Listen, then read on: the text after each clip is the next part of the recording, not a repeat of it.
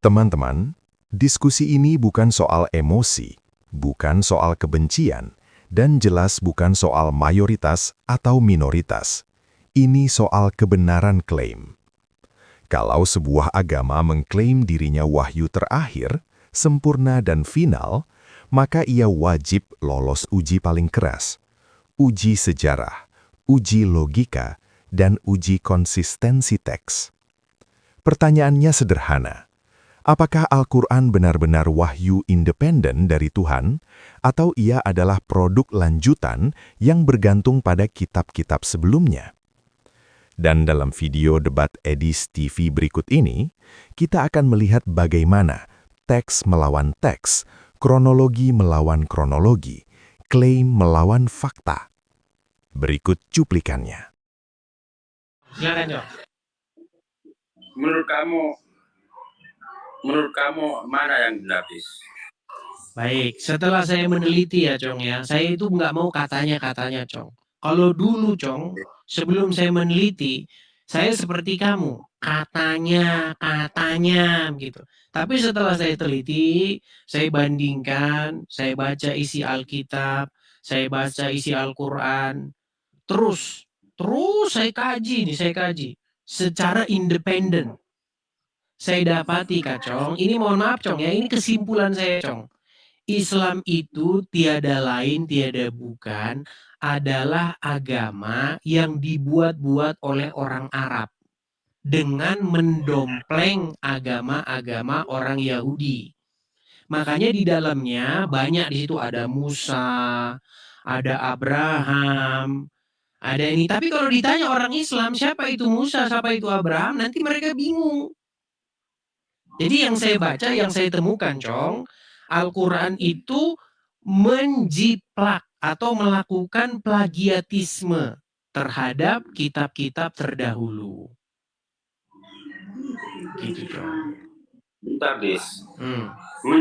Menjiplaknya kamu dapat dari mana, Dis? Jangan cuma ngomong doang, Dis. Harus pakai data. Oke, saya kasih contoh ya, Cong ya. Saya kasih contoh, Cong. Misalnya, Cong, nih. Saya kasih contoh jiplakan-jiplakannya, Cong ya. Ini bukan dengan bermaksud mau ini ya, teman-teman ya. Saya mau menjelaskan kepada Kacong apa yang saya temukan nih. Contoh, Cong. Misalnya kita bikin ya di sini.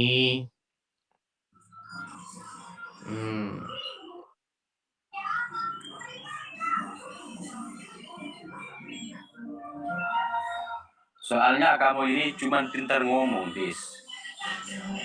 Nah, Bapak memutar-mutar perkataan itu cuma kamu itu.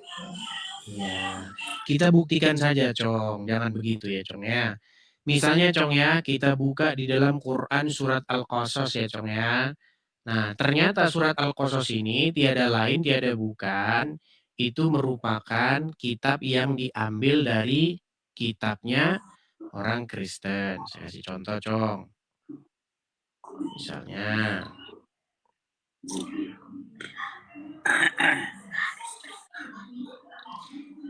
Oke, kita mulai dari Quran dulu atau dari Bible dulu, Cong? Dari Quran dulu apa Alkitab dulu? Terserah kamu, Dis. Soalnya kamu yang punya pendapat seperti itu. Baik.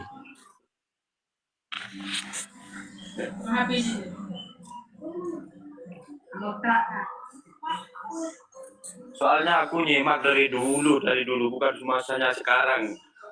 Kamu ini memframing gimana ya? Pokoknya pintar lah intinya kamu memframing. Baik. Baik, Cong ya. Kita bukakan di dalam Al-Quran dulu, Cong ya. Nih, saya balikin kamera saya ya. Ya. Oke. Dia mau tahu bagaimana ceritanya Al-Quran itu menjiplak. Ini Al-Quran ya, surat Al-Qasas ayat 31. Oke. Dan sebelum ketiga ini kita balik dulu aja ke sini nih ya. Maka tatkala Musa sampai ke tempat api itu, diserulah dia dari pinggir lembah. Oke. Sebelah kanan pada tempat itu yang diberkahi dari sebatang pohon kayu. Ya Musa, sesungguhnya aku adalah Tuhan semesta alam. Oke. Dan lemparkanlah tongkatmu, maka tatkala tongkat itu menjadi ular, dan Musa melihatnya bergerak-gerak, seolah-olah dia seekor ular yang gesit. Larilah ia berbalik ke belakang dan tanpa menoleh. Hai Musa, datanglah kepadaku dan janganlah takut, sesungguhnya kamu termasuk orang yang aman. Nah, masukkanlah tanganmu ke dalam leher bajumu, niscaya ia keluar putih dan tidak bercacat, bukan karena penyakit, dan seterusnya dan seterusnya. Nah, ini menurut orang Islam ini wahyu ini. Tetapi menurut pengkajian saya ini bukan wahyu, tapi ini kitab tulisan yang aslinya diambil dari sini nih. Nih, lihat nih. Keluaran pasal yang keempat. Perhatikan. Ya. Lalu sahut Musa, bagaimana jika mereka tidak percaya kepadaku dan tidak mendengarkan perkataanku, melainkan berkata, Tuhan tidak menampakkan diri kepadamu. Tuhan berfirman kepadanya, apakah yang di tanganmu itu? Jawab Musa, tongkat. Lalu Tuhan berfirman, lemparkanlah itu ke tanah. Dan ketika dilemparnya ke tanah, maka tongkat itu menjadi ular, sehingga Musa lari meninggalkannya. Tetapi firman Tuhan kepada Musa, ulurkanlah tanganmu dan peganglah ekornya. Musa mengulurkan tangannya, ditangkapnya ular itu dan menjadi tongkat di tangannya. Supaya mereka percaya bahwa Tuhan, Allah nenek moyang mereka, Allah Abraham, Ishak dan Yakub, telah menampakkan diri kepadamu. Lagi firman Tuhan kepadanya, masukkanlah tanganmu ke dalam bajumu. Dimasukkanlah tangannya ke dalam bajunya, dan setelah ditariknya keluar, maka tangannya kena kuska, putih seperti salju. Sesudah itu firman Tuhan kepadanya, masukkanlah tanganmu kembali ke dalam bajumu. Musa memasukkannya tangannya kembali ke dalam bajunya, dan setelah ditariknya keluar, maka tangan itu pulih kembali seperti seluruh badannya. Jika mereka tidak percaya kepadamu dan mereka tidak mengindahkan tanda-tanda mujizat yang pertama, maka mereka akan percaya kepada tanda mujizat yang kedua. Nah, sebenarnya ini kan yang isi Quranmu tadi kan ngambil dari sini. Cuman kalian bilang itu wahyu, padahal yang ngambil dari sini. Gimana? Sebenarnya gini, Cong. Sebenarnya kan kamu sudah melihat, Cong, bagaimana kemiripan itu. Dan kamu juga sudah tahu itu sebenarnya itu memang isi kitab itu ya memang ngambil dari kitabnya orang Oten itu. Cuman begini, Cong, yang saya tanyakan sama kamu, Cong. Kok bisa gitu loh, Cong, kamu masih mempertahankan itu? Kamu bilang itu wahyu, padahal nyolong dari kitabnya Oten. Gimana? Silakan. Itu di dalam kitab Oten itu ya, di dalam kitab kamu itu, ada ayatnya enggak itu? Sedangkan di dalam Al-Quran itu jelas ada ayatnya juga dan artinya juga gitu. Ada ayatnya enggak? Maksudnya gimana sih, Cong? Cong, aduh, Cong. Cong, saya cuma mau bilang begini, Cong. Kita ini, Cong, orang Indonesia. Betul. Karena kita orang Indonesia, maka kita harus membaca naskah itu yang sudah diterjemahkan ke dalam bahasa Indonesia. Saya tahu, Cong, di dalam Al-Quran itu ada bahasa aslinya bahasa Arab. Alkitab juga ada, Cong. Pergi ke toko, bentar, Cong, pergi ke toko buku Kristen, bilang sama yang jaga toko, saya mau beli Alkitab, bahasa terjemahan dengan bahasa aslinya, ada nanti dikasih. Bukunya tebel segini nih. Justru dari itu di Islam itu sama di semua dunia itu sama. Itu lagi yang hebat. Agama Islam itu ada bahasa Arabnya. Baca, Cong, saya udah bosan, Cong, denger yang begitu, Cong. Masa itu dibangga-banggain, Cong. Kalau ada bahasa Arabnya masuk surga, karena ada bahasa Arabnya di situ. Kalau dibaca Arabnya nanti dapat pahala, Cong. Cong, untuk apa kalau dibaca Arabnya? Kalau nggak tahu artinya untuk apa, Cong? Coba. Itu hebatnya ada di Islam, Dis. Jangankan baca artinya. Iya, menurutmu hebatnya. Menurutmu itu hebatnya, Terus menurut kenapa? saya itu Terus kenapa? tololnya. Cong, gini loh, Cong. Kau udah ditelepon kan? Udah ditelepon kan? Cong, saya mau bilang begini, Cong. Ada orang yang berpikir bahwa itu kebanggaan, itu kehebatan. Tapi jangan kamu kira bahwa orang lain itu berpikir kebanggaan, kehebatan. Bahkan itu ketololan. Saya kasih contoh, Cong. Pernah, Cong, lihat orang matanya ditato, Cong? Pernah? Pernah lihat nggak? Iya, Di mata, di bola matanya itu ditato, pernah lihat? pernah. Coba kamu tanya dia, bangga itu luar biasa, Cong. Hebat kan? Mata gue tatoan, hebat gue nih, hebat nih. Cong, menurut dia, sebentar, Cong, bentar. Menurut dia itu kehebatan, menurut dia itu karya seni. Tapi menurut dia, Cong, kalau menurut orang lain itu tidak waras. Gimana sih, Cong? Kalau kamu berpikir, ngelakuin seperti itu, matanya dikasih tato. Cong, kamu kan berpikir begini, sebentar, kamu kan berpikir begini, kitab suci itu hebat kalau di situ ada huruf Arabnya. Kemudian huruf Arabnya itu dibaca dapat pahala. Itu kan yang kamu bangga-banggakan kan? Biar kamu tahu, Cong, kamu pergi ke toko buku Kristen, TBK namanya. Toko buku Kristen. Di situ ada Alkitab, bahasa asli Ibrani di samping, terjemahannya di kanan. Ada. Cuman orang Kristen tidak punya pikiran kalau Ibraninya dibaca Bereshit bara Elohim et hasamayim ve et haaretz, masuk surga. Bukan begitu, Cong. Itu adalah Nandar, tahu kan? Endang Sunandar yang pakai nama palsu Yonatan Nandar. Nah, itu dia. Dia berpikir otak muslimnya itu dibawa ke Alkitab. Makanya dia kalau sering baca Ibrani itu itu dia. Buat apa, Cong? Kita itu mau ngerti artinya. Artinya kita baca, pesannya sampai. Lalu kita terapkan. Kan di Islam juga ada artinya, Dis. Iya, makanya kita kan sama-sama baca artinya. Tadi kita sudah sama-sama baca artinya kan? Betul. Di sini bukan bahas baca artinya, Dis. Iya, setelah arti gini, Cong. Setelah arti yang saya bacakan tadi, kamu lihat nggak di situ ada kemiripan? Kamu lihat nggak? Ya. Oke, kalau ada kemiripan berarti ada kemungkinan plagiatisme atau penjiplakan. Setuju? Kalau misalnya aku memberikan pertanyaan sama kamu, kalau kitab Anda yang menciptakan dari Al-Quran, Coba mana yang dulu? Mana duluan, Alkitab atau Quran? Kenapa? Mana yang duluan, kitab kami atau kitabmu?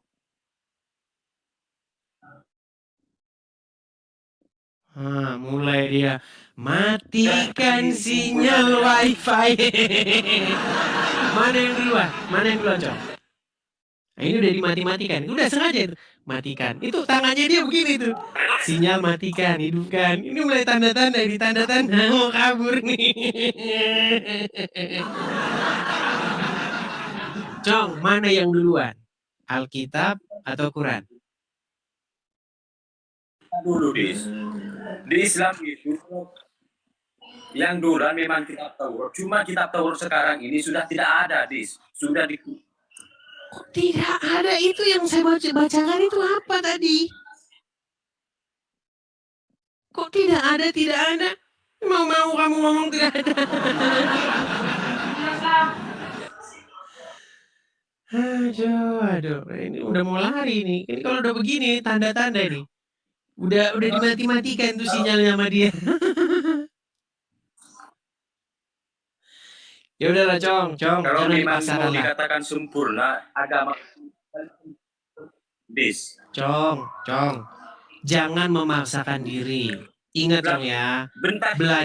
Belajar lebih baik ketimbang ngeyel. Oke, Cong? Ya gimana? Silakan. Bukan ngeyel, Dis.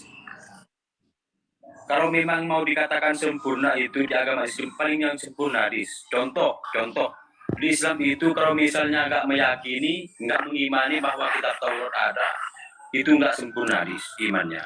Oke, apakah kamu mengimani kitab Taurat? Dan juga iya mengimani. Oke, mana kitab Tauratnya di rumahmu? Itu kamu ngomong apa? Kamu juga punya nggak kitab Taurat yang dulu? Ya, itu yang saya baca tadi, Cong. Gimana sih, Cong? Makanya ini, Cong, saya teringat kepada lagu nih, Cong. Kalian ini begini.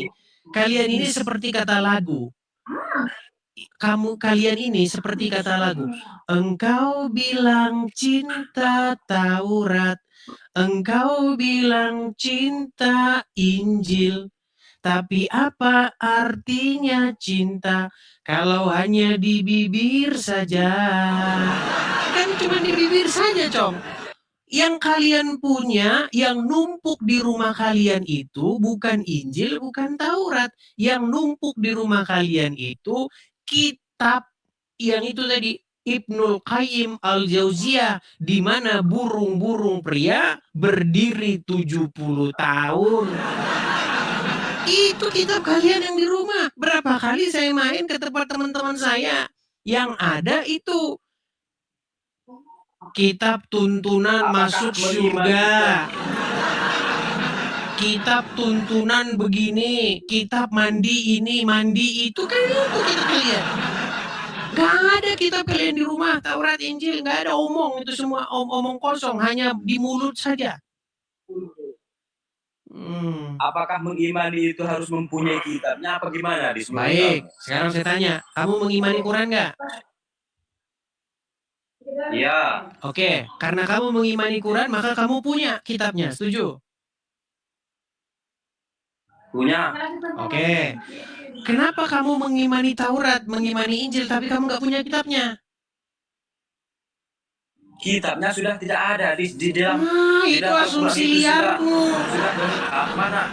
Kalau kamu bilang tidak ada, itu namanya asumsi liar. Begini, Cong, saya cuma mau pesan begini, Cong. Cinta, mengimani itu bukan di mulut, tetapi betul-betul kamu di situ ada itu loh, sesuatu yang kamu bilang itu ada di rumahmu. Contoh, saya senang sama Edis TV, tetapi di HP-nya nggak ada tontonan Edis TV. Bohong. Masa kamu bilang saya penggemar Edis TV nih, saya senang Edis TV, tapi ditanya channel Edis TV mana nggak tahu. Itu namanya bohong. Udahlah, Cong, kamu belajar dulu yang banyak sana. Nanti kamu naik lagi sini kalau kamu udah pintar. Ya, Cong ya. Kita kasih kesempatan dulu yang lain. Kamu udah sering naik sini tapi nggak tobat-tobat nih. Ya, begitu, Cong ya. Selamat pagi menjelang siang. Cong. Terima kasih, Cong. Perdebatan iman selalu gagal sejak awal ketika orang lebih sibuk mewarisi keyakinan daripada meneliti kebenaran. Banyak orang membela agama bukan karena tahu isinya, tetapi karena takut kehilangan identitasnya. Padahal kebenaran tidak butuh diwariskan, ia hanya butuh diuji. Dan ketika teks-teks suci benar-benar dibuka, dibandingkan dan dibaca apa adanya, bukan dengan iman buta, tapi dengan akal sehat, maka pertanyaannya bukan lagi siapa yang paling yakin, melainkan siapa yang paling jujur pada fakta. Setelah membandingkan Quran dan Alkitab secara langsung, bukan dari ceramah, bukan dari kata ustadz, bukan dari tafsir sepihak, satu fakta tidak bisa dihindari. Kisah-kisah utama dalam Quran bukanlah orisinil. Kisah Musa, tongkat menjadi ular, tangan menjadi putih, panggilan dari semak, semuanya sudah ada berabad-abad sebelumnya dalam kitab Keluaran. Masalahnya bukan ada kemiripan. Masalahnya adalah urutan sejarah.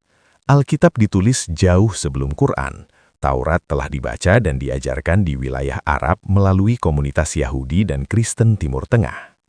Maka ketika Quran memuat ulang kisah yang sama, tanpa kronologi, tanpa konteks historis dan sering dengan detail yang disederhanakan, pertanyaan logisnya sederhana. Apakah ini wahyu baru atau narasi lama yang dikemas ulang? Jika dua teks memiliki struktur cerita, alur peristiwa, mukjizat dan tokoh yang sama, maka ada dua kemungkinan.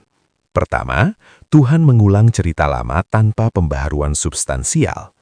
Kedua, penulis manusia menyerap tradisi yang sudah beredar. Dan pilihan kedua jauh lebih masuk akal secara historis. Islam sering membanggakan bahasa Arab sebagai bukti ilahi. Hurufnya suci, bunyinya berpahala, dibaca tanpa dimengerti pun dianggap ibadah. Tetapi sejak kapan bahasa menjadi ukuran kebenaran? Bahasa hanyalah alat, maknanya adalah isinya. Jika membaca tanpa memahami dianggap mulia, maka iman telah direduksi menjadi ritual bunyi, bukan pencarian kebenaran. Ironisnya, kitab-kitab suci Yahudi dan Kristen juga tersedia dalam bahasa asli berdampingan dengan terjemahannya. Tetapi tidak pernah diajarkan bahwa membaca bunyi tanpa mengerti lebih bernilai daripada memahami pesan. Karena iman sejati bukan soal lidah, tapi akal dan hati.